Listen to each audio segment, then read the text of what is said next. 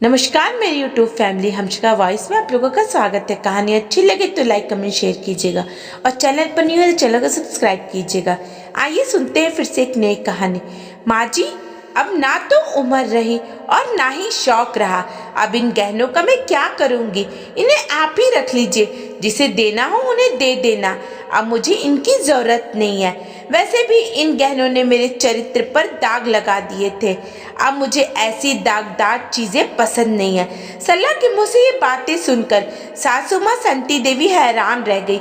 आखिरकार एक गलती की इतनी बड़ी सज़ा मिलेगी, ये उन्होंने कभी सोचा नहीं था। आज तक सरला ने उन्हें माफ नहीं किया।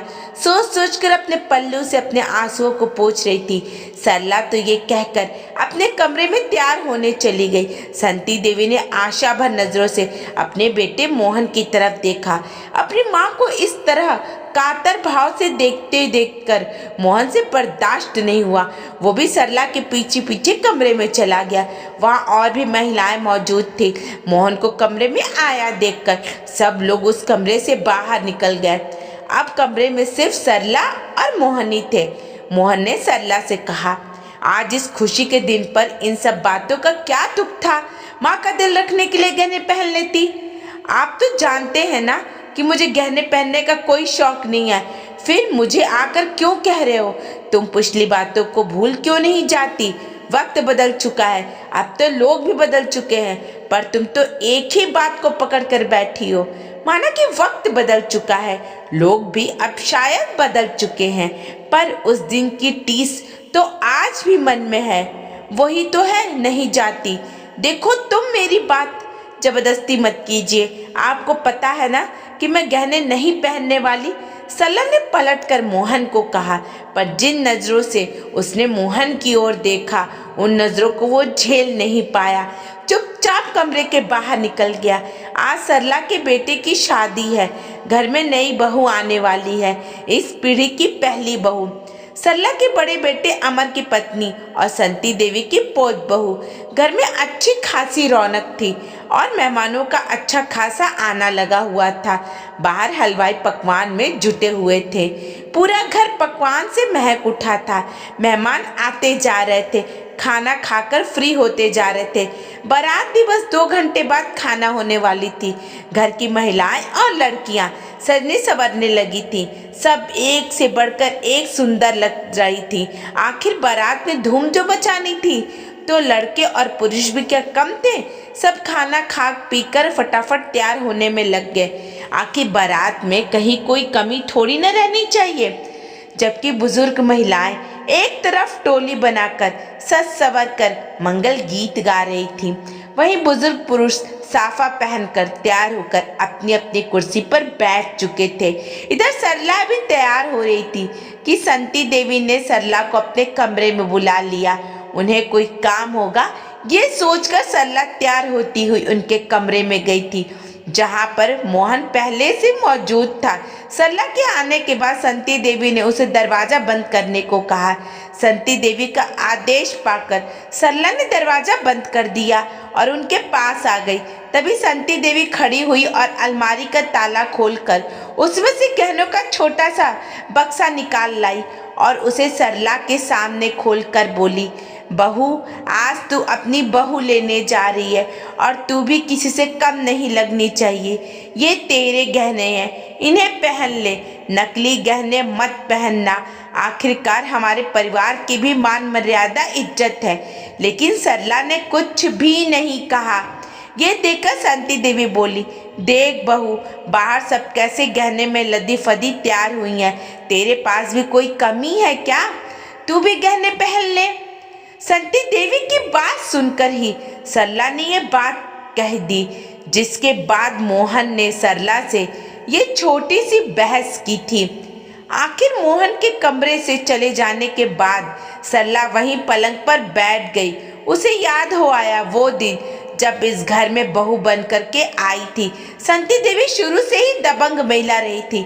मजाल है कि कोई उन्हें उनके सामने कुछ कह जाए। घर के पुरुष तक उनसे डरते थे, यहाँ तक कि ससुर जी भी। जब सरला दुल्हन बनकर इस घर में आई थी, तब सिर से लेकर के पांव तक गहनों से लदी हुई थी।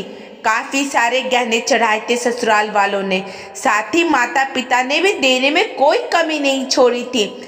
इतना सोना देखकर उसे अपने आप पर बहुत गर्व होता था। पर दूसरे ही दिन संती देवी ने वो सारे गहने अपने पास रख लिए, ये कहकर कि बहू तुम तो ये गहने संभाल नहीं पाओगी।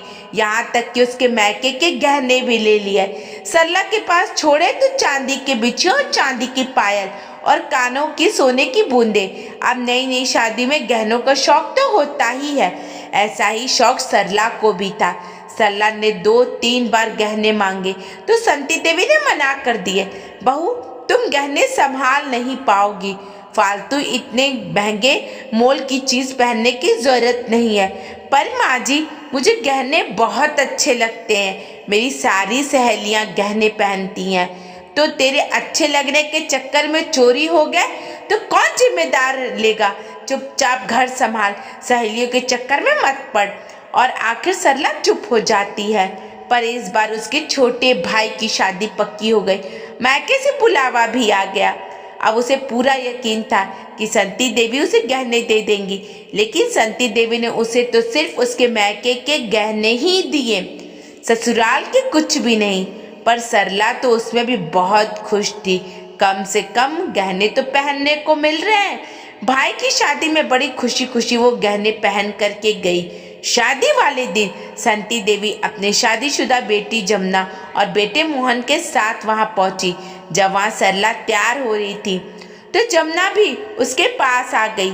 सरला अपना हार पहन रही थी तो उसे देखकर जमुना ने कहा, भाभी ये हार तो बहुत सुंदर लग रहा है, क्या मैं इसे पहन लूं? उसकी बात सुनकर सरला एक बार तो चुप हो गई, पर फिर खुशी खुशी उसने अपना हार उसे दे दिया। जमुना ने भी उस हार को खुशी खुशी पहन लिया और अपना वाला हार गले से निकाल करके सरला को दे दिया। भाभी इसे तुम पहन लो। अरे रहने दो जिज्जी, मैं ये दूसरा वाला हार पहन लूंगी। अरे नहीं नहीं, सब सोने का हार पहन रहे हैं तो तुम नकली क्यों पहनोगी? तुम मेरा वाला हार पहन लो, नहीं तो अपना हार वापस ले लो। जमुना ने जिद की तो सरला ने उसका हार पहन लिया। हार पहनकर दोनों खुशी खुशी बारात में तैयार होकर खाना हो गई। संती देवी ने भी देख लिया कि बेटी ने बहू का हार पहन रखा है और बहू ने बेटी का, पर उन्हें कोई ऐतराज नहीं था, इसलिए उन्होंने कुछ नहीं कहा। शादी से फ्री होकर के सरला भी उन लोगों के साथ ही विदा होकर के वापस ससुराल लौट आई। पर पूरे रास्ते उसने जमुना को परेशान ही देखा। यहाँ आने के बाद सरला जमुना को हार देने गई। तब जमुना उससे बोली, भाभी ये हार आप ही रख लो। जमुना की बात सुनकर सरला हैरान रह गई। जी कैसी बात कर रही हो? भला आपका हार मैं कैसे रख सकती हूँ? भाभी मैं झूठ नहीं बोल रही हूँ, पता नहीं उस दिन बारात में वो हार कहाँ गिर गया। मैंने सब जगह ढूंढ लिया, मुझे मिल भी नहीं रहा है।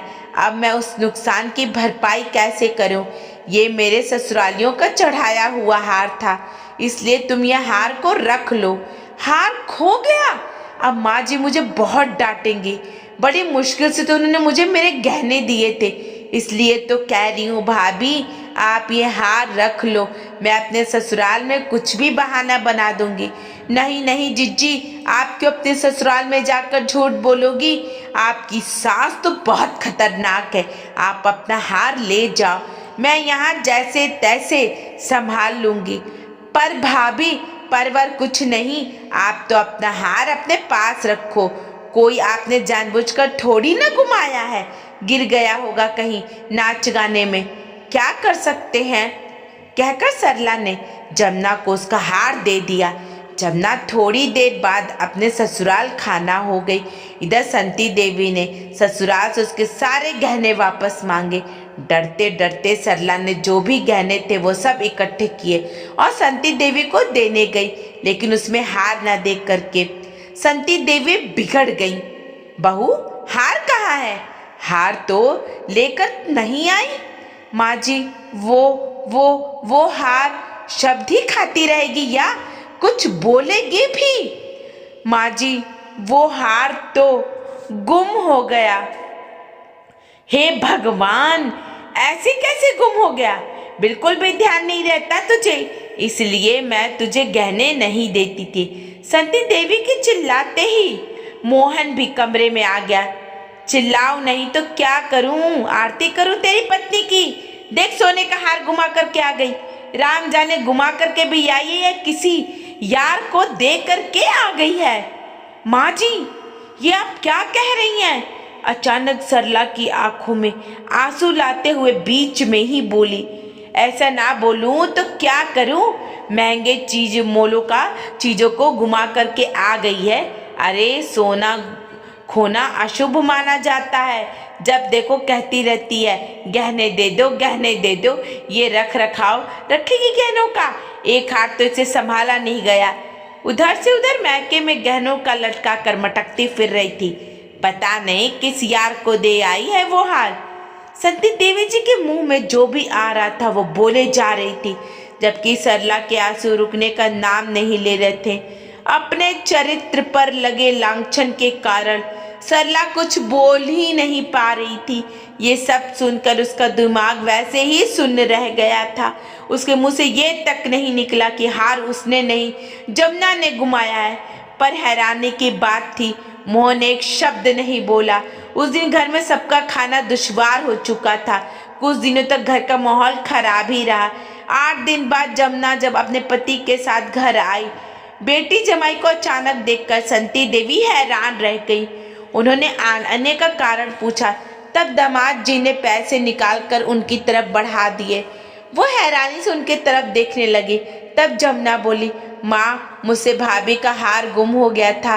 भाभी को मैंने अपना हार लेने के लिए कहा था, पर भाभी ने मना कर दिया। माँ, आपकी बहू बहुत अच्छी है, मुझे मेरे ससुराल में ताना ना सुनना पड़े, इसलिए उसने हार लेने से मना कर दिया। बड़ी मुश्किल से आपके दामाद जी को बताया, तब जाकर ये पैसों को बंदोबस्त करके लाए हैं। इन पैसों से आप भाभी के लिए हार खरीद लेना। जमुना के मुंह से ये सब सुनकर संती देवी कुछ बोल ना पाई। मोहन भी अपनी नजरें झुकाकर चुपचाप खड़ा रहा, जबकि सरला रो पड़ी। आखिर जमुना ने सरला को चुप कराया, पर संती देवी और मोहन से तो ये भी नहीं हुआ कि उससे माफी ही मांग ले। बस वो दिन था और आज का दिन है। सरला ने कभी सोने के गहने को लिया ही नहीं, चांदी की बिछी और चांदी के पायल के अलावा कभी सोने के गहने को पहना भी नहीं। ससुराल तो क्या, मैके में भी इतनी शादियां हो गई, पर हर जगह वो नकली गहने ही पहने रहती। आखिर कोई कहता तो जवाब दे देती, कम से कम इन्हें बदल कर तो पहन सकती हूँ। सोने के गहनों में तो एक ही डिजाइन का पहनना पड़ता है। ये सब याद करते करते सरला की आंखों से आंसू बहे जा रहे थे। तभी अचानक बाहर से जमुना की आवाज आई, भाभी जल्दी आओ, बेटे को आज दूल्हे की तरह तैयार भी तो करना है। जमुना की आवाज से सरला की त्रंदा टूटी। जी जी जी, अभी आई, कहकर सरला पलंग से उठ खड़ी हुई, अपने बेटे को दूल्हा बनाने के लिए और अपनी बहू को घर लाने के लिए। अपने उन्हीं नकली गहनों के साथ जो उसके सच्चे साथी बन गए थे और जो उसे उस बुरी यादों की टीस से दूर करते थे, और जो मोहन और संती देवी को बार बार याद दिलाते थे कि ना ही गलत बोलना चाहिए और ना ही गलत सुनना चाहिए। दोस्तों, आपको ये कहानी कैसी लगी? अगर अच्छी लगी तो लाइक कमेंट शेयर कीजिएगा, और चैनल पर न्यू है तो कृपया करके हमारा चैनल सब्सक्राइब कीजिएगा। धन्यवाद।